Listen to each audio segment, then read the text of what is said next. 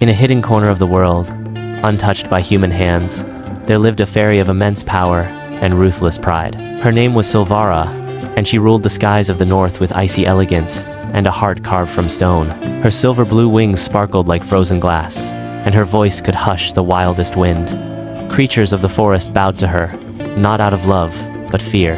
Sylvara believed love was for the weak in emotion that dulled judgment and shattered power. She was worshipped by many magical beings, and she loved the feeling of being above them all. Her ego was unmatched, her heart untouched, and her mind untouched by warmth. No one dared question her rule. One fateful day, while soaring high above her icy kingdom, Sylvara saw something that made her pause. A human boyno, a prince wandering deep into her forest. He was lost, tired, and wounded. Sylvara should have ignored him, or better yet, driven him away with the storm. But something in her stilled. From the shadows, she watched him. The boy Prince Kael was unlike any human she'd seen. Instead of panicking, he calmly built shelter with branches and lit a small fire. He bandaged a bird's broken wing, gave crumbs to a squirrel, and whispered stories to the moon, as though he wasn't alone. His kindness didn't make him weak. It made him stronger, braver, and strangely fascinating. For days, Sylvara visited the prince in secret. She told herself it was only curiosity, but she lingered longer each time, hiding behind trees and under moonlight. Finally, unable to resist, she revealed herself. Kael didn't scream, didn't kneel, didn't flatter her like others did. He simply said with a gentle smile, "You must be the spirit of this enchanted place. Thank you for letting me stay alive." That one sentence, that one unafraid smile, cracked something inside her. She introduced herself coldly, proud of her title. "I am Sylvara, Queen of Wind and Winter. Bow, human." But he only chuckled and bowed slightly, teasingly. "I am Kael, Prince of the Southern Kingdom, lost, wet, and quite honored to meet you." No one had ever dared tease her before.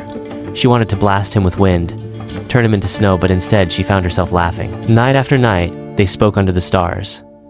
Sylvara told him stories of ancient magic, of the skies and stars, of the cruel beauty of immortality.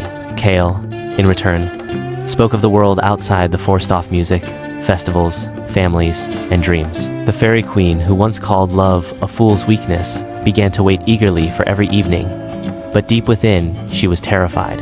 She didn't know how to love. She didn't even know how to be kind without it feeling like a loss of power.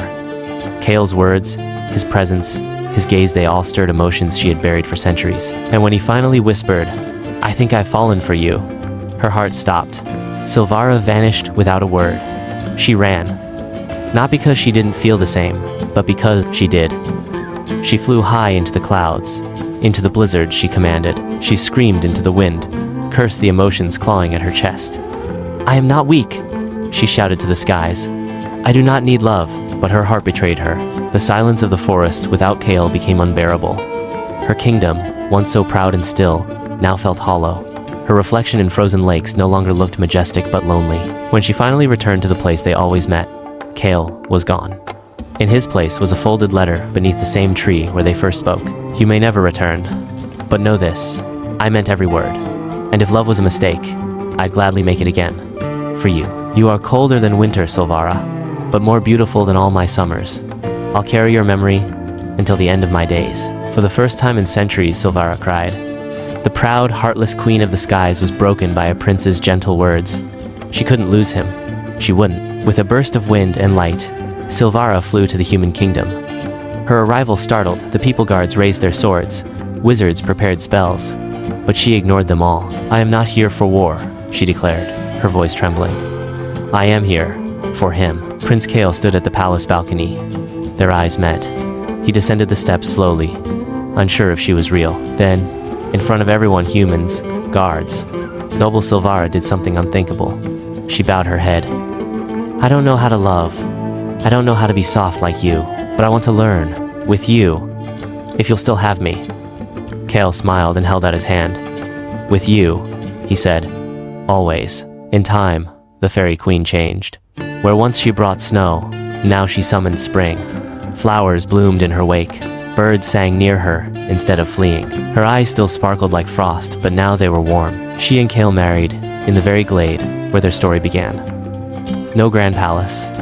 Just nature, magic, and truth. Sylvara's pride didn't vanish, but it evolved. She was no longer a queen. Feared by all, she was a protector, a healer, and a lover. And in the storybooks of both fairies and humans, children grew up hearing of the fairy queen, whose cold heart was melted not by magic, but by a kind human prince who taught her how to love.